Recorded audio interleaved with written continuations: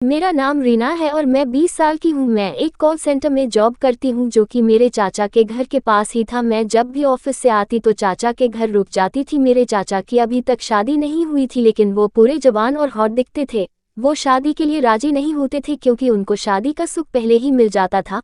मैं जब भी जाती चाचा के घर तो चाचा मुझे घूर घूर के देखते रहते थे। मुझे तो डर सा लगने लगा कि चाचा की शादी नहीं हुई और चाचा मुझे इस तरह से देख रहे हैं कि मुझे। अब तो मैं जब घर आई तो सोचने लगी कि क्या करूं, फिर भी मैंने किसी को नहीं बताया। फिर जब अगले दिन ऑफिस से चाचा के घर गई तो चाचा दरवाजे पर ही खड़े थे और मैं पीले कलर की शूट पहने थी जो कि थोड़ी सी टाइट थी। तो चाचा मुझे गहरी नजरों से निहार रहे थे। फिर मुझसे बोले कि रीना तुम क्या काम करती हो? तो मैं डरते हुए बोली कि चाचा मैं एक कॉल सेंटर में काम करती हूँ। फिर बोले कि ये ड्रेस किसने दी है? तो मैं बोली कि भैया ने दिलवाई है। बहुत अच्छी दिख रही हो, ऐसे ही सटा हुआ ड्रेस पहना करो, अच्छी दिखती हो। फिर मैं बिना कुछ बोले अंदर चली गई। उसके बाद मैं ताई के पास गई तो ताई से मैं बोली कि ताई चाचा की शादी क्यों नहीं करा रही हो? तब तक चाचा आ गए और मैं चुप हो गई। फिर चाचा ने बोला कि माँ एक चाय बना दो। फिर ताई चाय बनाने चली गई, मैं भी उनके पीछे किचन में चली गई। फिर चाय बनाने के बाद ताई बोली कि रीना ये लो चाय, सुरेश को दे दो। फिर मुझे झट से लगा कि कहीं गई तो कुछ ऊंच नीच न कर दे। फिर मैं चाय लेकर चाचा के कमरे में गई तो चाचा अपना शर्ट खोलकर बैठे थे। तो मैं बोली चाचा चाय, तो चाचा मुझे घूरने लगे। थोड़ी देर बाद बोले कि टेबल पर रख दो। तो मैंने चाय टेबल पर रख दी। चाचा मेरी दूसरी ताई के तीसरे बेटे थे। ताऊ जी ने 2 शादियां की थी। बड़ी ताई अब इस दुनिया में नहीं थी। चाचा जब जल विभाग में अधिकारी हुए तो सबसे अधिक खुशी मुझे ही हुई थी।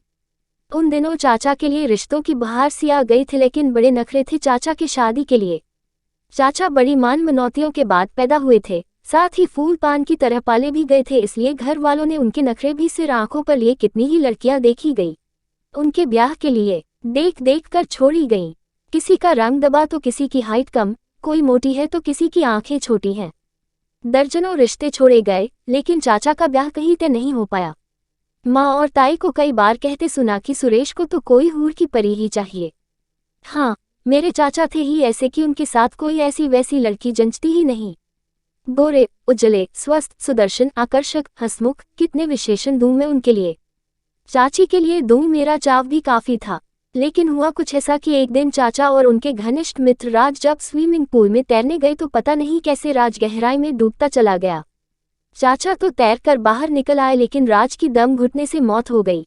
राज अपने परिवार का अकेला लड़का था। सुरेश चाचा जब उनके वृद्ध माता पिता को दिलासा देने पहुंचे तो ताऊ भी साथ थे।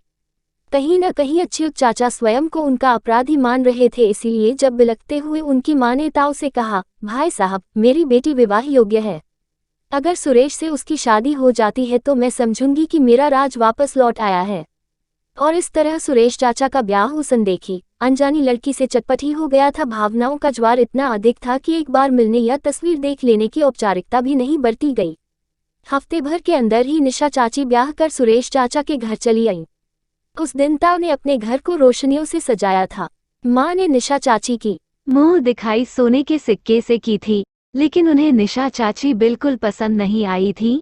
रसोई में जाकर ताई से बोली थी, कैसी जगह ब्याह दिया सुरेश को। पिताजी ने बला डाल दी गले में। लेकिन जब निशा चाची ने ढोलक की थाप पर बोले रे पपीहरा गाया तो सभी मंत्रमुग्ध रह गए। मानना पड़ा कि कोयल काली ही होती है। फिर अगली सुबह ऊपर वाली सीढ़ियों से सुरेश धड़ धड़ करते नीचे उतरे और बरामदे का दरवाजा भड़ाक से बंद करते हुए बाहर चले गए। मुझे आज भी उनका वो तमतमाया चेहरा याद है और ताई का कांपता स्वर, सुरेश को पसंद ना आई दुल्हन। तभी छम छम करती निशा चाची ऊपर से नीचे उतरी। आज उन्होंने चेहरे से पूरा घूंघट हटा रखा था। गहरा सांवला रंग, कुछ कुछ फैली सी नाक और छोटा कद। आंखें जरूर शरबती थीं, लेकिन उन आंखों में डूबने की फुर्सत कहाँ थी। सुरेश चाचा को उन्होंने तो पहली नज़र में ही नापसंद कर दिया था। निशा चाची को सच मुझे भी बहुत निराशा हुई थी उन्हें देखकर। जयमाल के समय तो ब्यूटी पार्लर वाली ने उनका काया पलट ही कर दिया था, किंतु कलई उतरते ही असली रंगत सामने आ गई थी। भरपूर दान दहेज और धन दौलत देने के बाद भी घर में कोई भी निशा चाची को मन से स्वीकार नहीं कर पाया। भगवान ने निशा चाची को रूप रंग देने में कृपणता अवश्य बरती थी, लेकिन उनकी बुद्धि, गुण और व्यवहार अद्भुत थे। बोली में इतनी मिठास की परायों को भी अपना बना ले। समय के साथ पूरे घर में सबकी दुलारी बन चुकी थी निशा चाची। चाचा का प्यार नहीं पा सकी। पुरुष तो स्त्री के सौंदर्य से ही बंधा होता है शायद। मैं भी विवाह की उम्र के आसपास ही थी और जानती थी, समझती थी कि विवाह के सुर्ख जोड़े में आरंभ की गई यात्राएं कितना सब्र मांगती हैं। एक शहर में रहने के कारण अक्सर मैं अकेले ही ताई के घर चली जाती थी। उस दिन अचानक ही ऊपर निशा चाची के कमरे में उनसे मिलने पहुंच गई थी। वे दरवाजे की तरफ पीठ किए आराम कुर्सी पर अधलेटी थीं।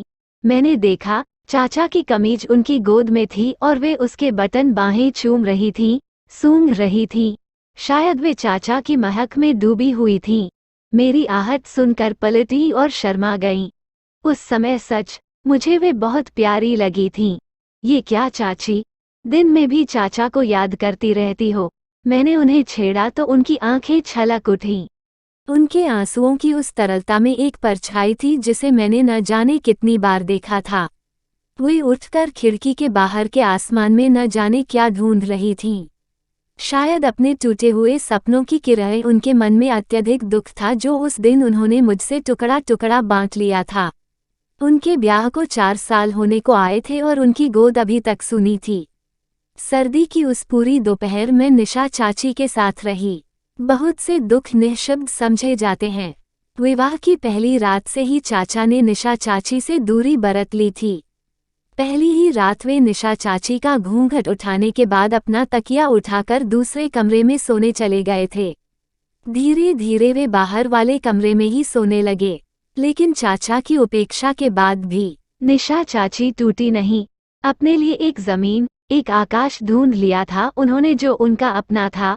उनके पास डिग्री थी, राजकीय कन्या विद्यालय में संगीत शिक्षिका हो गई थी। समय के साथ ताई पोते पोती के लिए अकुला उठी थी। एक ही लड़का, वह भी निर्बंसिया। हे भगवान, ये कहाँ का न्याय है? लेकिन भगवान है ही कहाँ जो हम उससे सवाल करें। उसे तो हम बेकार में राज अपराज देते रहते हैं। फिर चाचा की वंश बेल बती भी तो कैसे? जब पुरुष स्त्री का संग साथ होगा तभी न वंश बेल बढ़ेगी। जब मन ही पूरा नहीं बन पाता तो पौध कहाँ से बनेगी? ये कौन समझाए घर वालों को? ताई के तानों से चाची का कलेजा छलनी होता जा रहा था। धीरे धीरे वो ठीक होती जा रही थी। 4 सालों में 8 बार भी मायके नहीं गईं।